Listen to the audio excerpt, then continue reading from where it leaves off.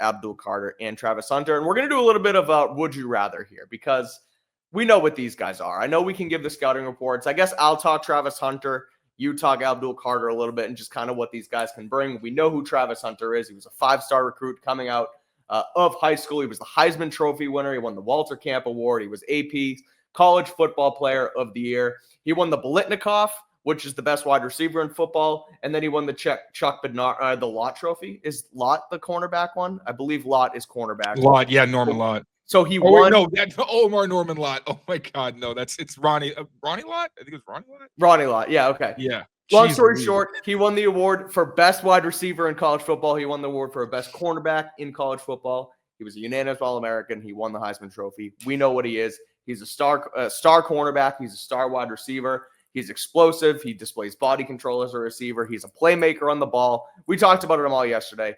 That's Travis Hunter. Tell us about Abdul Carter. And Taylor, tell me who you would ultimately rather if they're both sitting there at pick number 4.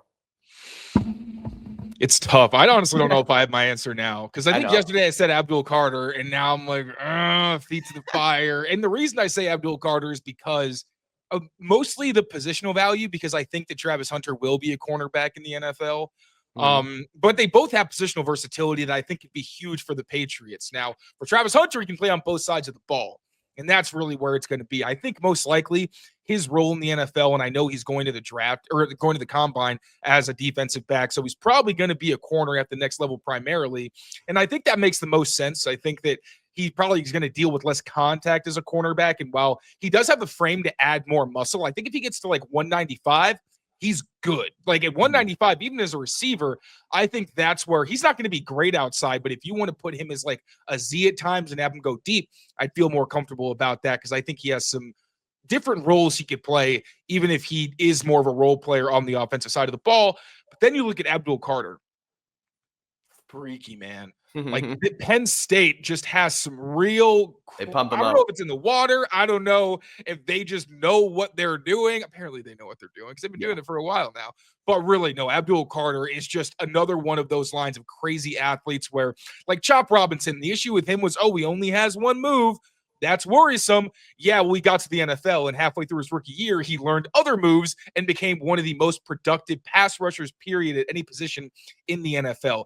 Abdul Carter's a guy where that's not really a concern. He could use more moves, but he's got already a pretty deep bag. Like when I look at my report, first, rare size and body control. That's the biggest thing. And for the edge rushers, you want the explosiveness, you want the bend, but also a lot of the time those guys are smaller where it impacts their every down ability because the guy's like 245 pounds. You don't love him as an every down edge defender because is he going to be able to hold up against the run?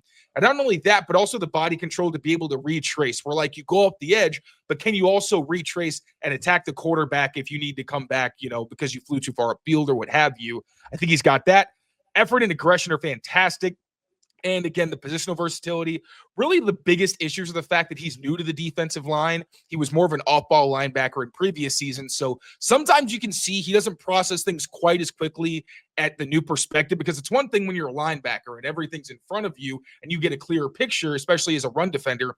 Very different when you're on the edge and you can only see half of the offensive line and barely that. So you'd like to see him get more experience and be a little quicker there, but that's not really an issue because he's a young guy. He's only 21 years old. And he also has to get stronger.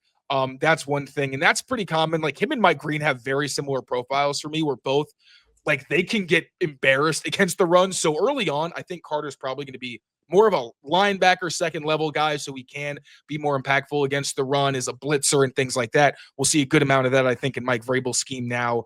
They didn't blitz linebackers a ton, honestly, but if that's what your skill set is and you've got Abdul Carter, I think you will. And then kind of like a high tower light sort of thing, you put him down and rush him off the edge on different downs, or really you can line him up wherever you want. I think Carter can have a Micah Parsons type of role where like when the Patriots played the Cowboys a couple years ago and Parsons went up against David Andrews, like David Andrews is a good pass blocker and he got embarrassed because it was just a huge mismatch. So by comps, I tried to do some Patriots comps just to be kind of fun.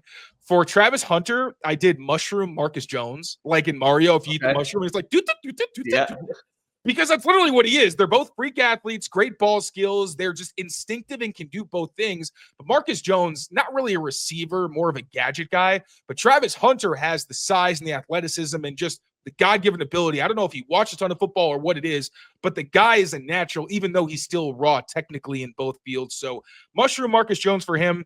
And then for Abdul Carter, I said better Kyle Van Noy.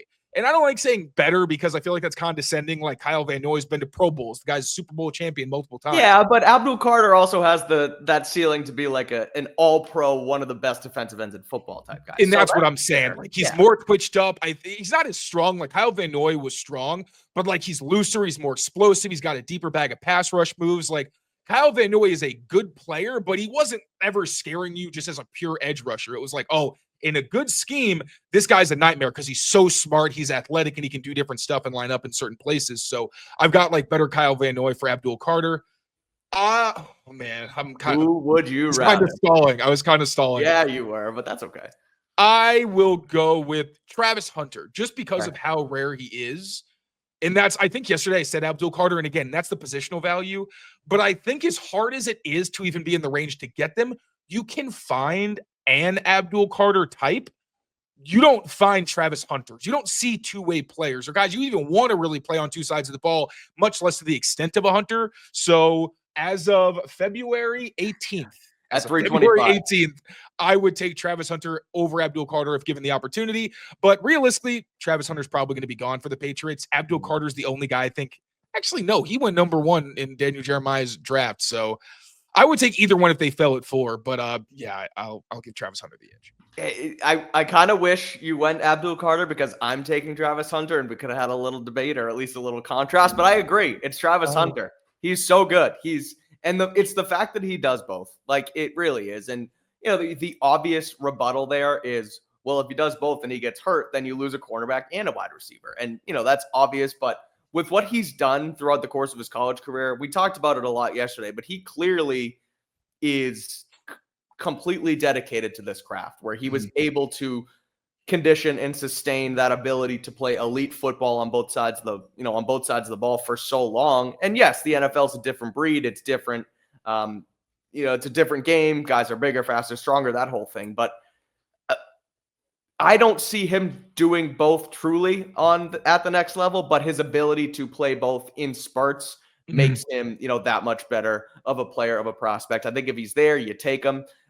For what it's worth, at the Pro Bowl, Drake May was asked who the number 1 pick should be, and he said Travis Hunter. So it sounds like he has a fan in the Patriots quarterback. Just because he wants Abdul Carter on his team. Yeah, that's a good point. And so I'm going to go with Travis Hunter too. I think if they're both there, that's the pick. I don't think both are going to be there. It's probably going to be one or the other. Both will not be there. Both will not be there. Neither. There's no way both are there. I would gladly take either one. So